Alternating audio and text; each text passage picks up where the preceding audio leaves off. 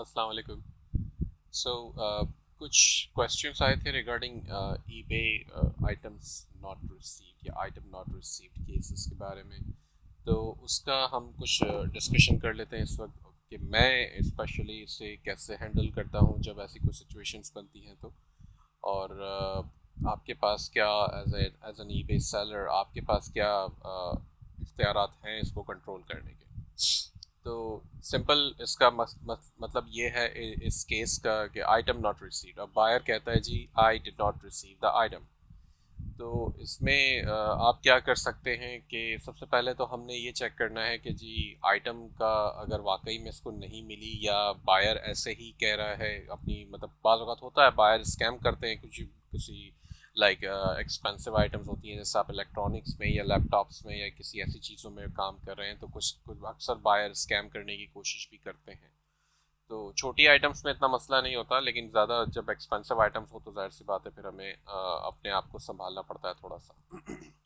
तो अब जैसे यहाँ पर मैसेज बता रहा है कि ट्रैकिंग ये बायर का मैसेज है और ये अभी ओपन हुई है 4 अक्टूबर को। Tracking code shows delivered the package was not delivered.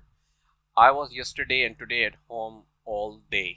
अब वो कहता है या कहती है कि जी ये पूरा दिन घर पे था या थी और इसे जो है वो पैकेज नहीं मिला। तो सबसे पहले हमने क्या करा, मैंने इसको जवाब मैं दे चुका हूँ। मैंने क्या जवाब दिया है ये मैं बात को बाद में समझाता हूँ। मैंने पहले तो अपने रिकॉर्ड्स में चेक किया कि जी इसे ट्रैकिंग वगैरह दे दी गई है टाइम पर और ट्रैकिंग क्या थी। तो हमने UPS.com की वेबसाइट को सिंपली जाके चेक कर लेना है कि क्योंकि ये ट्रैकिंग नंबर UPS का है, अगर फेडेक्स का होता तो हम फेडेक्स को चेक करते जाकर। तो पहले तो कह रहा है कि डिलीवर्ड, लेकिन अब डिलीवर्ड के अंदर जो है वो क्या कहाँ पर डिलीवर हुआ ये ज़रूरी था।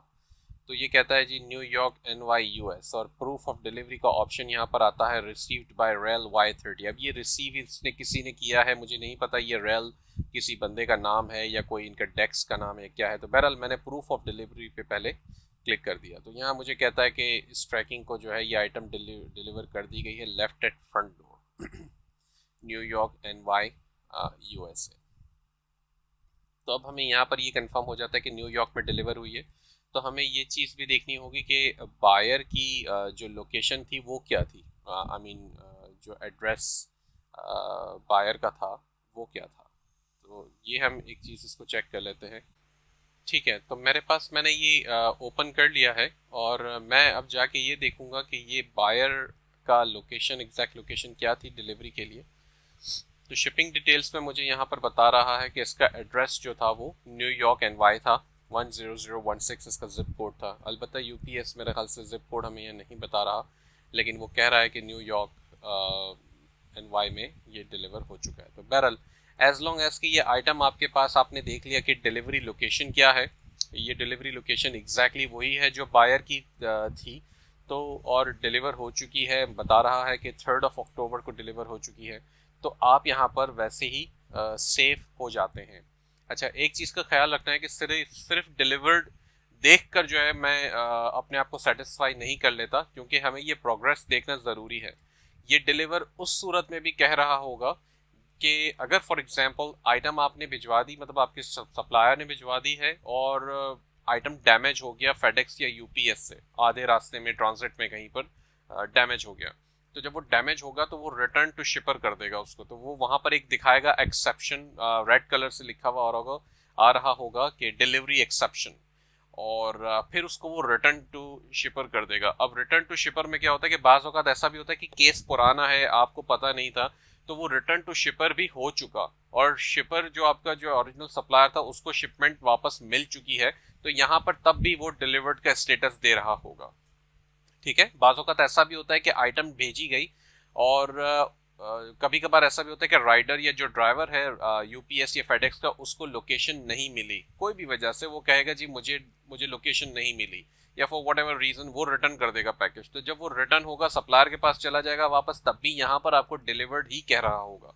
तो सिर्फ डिलीवर्ड देखकर जो है वो आपने डिसीजन नहीं लेना है। डिलीवर्ड टू का एड्रेस या जो लोकेशन शहर की आ रही है उसको देख के आपने डिसीजन लेना है। तो इस चीज़ का ख्याल रखें कि डिलीवर प्रॉपर जो लोकेशन बायर की थी वहाँ पर हो गई है, ठीक है। तो इस सिचुएशन में तो अब आप सेफ हैं।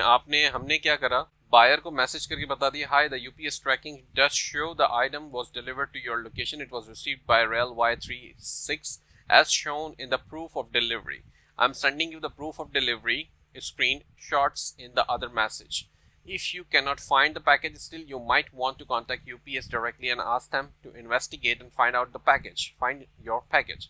Let me know if you have other questions. Thank you. तो यहाँ पर हमने इसे बता दिया कि आपको यूपीएस से डायरेक्ट कांटेक्ट करना पड़ेगा अगर आपको पैकेज अभी भी नहीं मिला। तो बात वक्त पैकेजेस ऐसी जगह पर रखे होते हैं, नहीं पता चलता, वो दरवाजे के बाहर रख के वैसे ही चला जाता है, मेन गेट के बाहर रख के चला जाता है, या कभी लॉबी के अंदर इस जगह पे रख के चला जाता है कि कस्टमर को डायरेक्ट नज़र नहीं आता। तो ये थोड़ा सा सिचुएशन होती है कि कस्टमर्स को अक्सर पैकेजेस नहीं मिलते, तो हम उनको बताते हैं आप यहाँ वहाँ देखें, इस तरह देखें, लॉबी में चेक करें, फ्रंट डेस्क पे चेक करें, या लीजिंग ऑफिस अगर बिल्डिंग के अंदर है तो उनसे कांटेक्ट करें। तो इस तरह से भी बायर्स को पैकेजेस मिल जाते हैं। तो अलबत्ता अगर उसके बाद भी नहीं मिलता तो एंड ऑफ द डे हमारी जिम्मेदारी वैसे ही पूरी हो गई, क्योंकि यूपीएस बता रहा है कि डिलीवर्ड हो गया। लेकिन फिर भी अगर बायर आपसे ज़्यादा क्वेश्चन करता है तो आप उससे बताएंगे कि जी आप यूपीएस से डायरेक्ट कांटेक्ट करें या फेडेक्स से डायरेक्ट कांटेक्ट करें, और फेडेक्स के पास और यूपीएस के पास as the recipient of the package you can open a claim an investigation case. तो फेडेक्स के पास आप और यूपीएस के पास आप क्या ये केसेस ओपन करवा सकते हैं। आप एज अ रेसिपिएंट यानी कि ये बायर वो फेडेक्स को कॉल करेगा, बताएगा जी मुझे ये पैकेज नहीं मिला, ये मेरा ट्रैकिंग नंबर है, ये बता रहा है डिलीवर्ड, मुझे नहीं मिला। तो फेडेक्स उनका केस रजिस्टर करेगा और उनको जो है वो अपना जो ड्राइवर होगा जिसने वहाँ डिलीवरी पहले की थी वो उसको ट्रेस करेगा। उस ड्राइवर से कहेंगे जी आप जाएं वापस और वो पैकेज को फाइंड आउट करें कहाँ रखा था आपने। तो ड्राइवर जाएगा और फिर ढूंढेगा। अब ड्राइवर को मिल गया तो वो उनके फिर दरवाजे तक देकर आएगा, और अगर ड्राइवर को नहीं मिला पैकेज तो ड्राइवर आके बोल देगा जी वो पैकेज वहाँ पे नहीं है, गायब हो गया। तो अब उस सूरत में जब गायब हो गया तो फिर फेडेक्स हमें या आपके सप्लायर को इन्फॉर्म करेगा कि जी ये आइटम जो है वो लॉस्ट हो गई, गुम हो गई है। अब उस सूरत में फिर हमारी जिम्मेदारी बन जाती है कि हम बायर को या तो रिफंड करें या हम बायर को दोबारा से वो आइटम रीशिप करें। लेकिन इस सूरत में भी ईबे जो है वो जिम्मेदारी नहीं लेता, ना वो एक्सपेक्ट करता है कि आप जिम्मेदारी लें।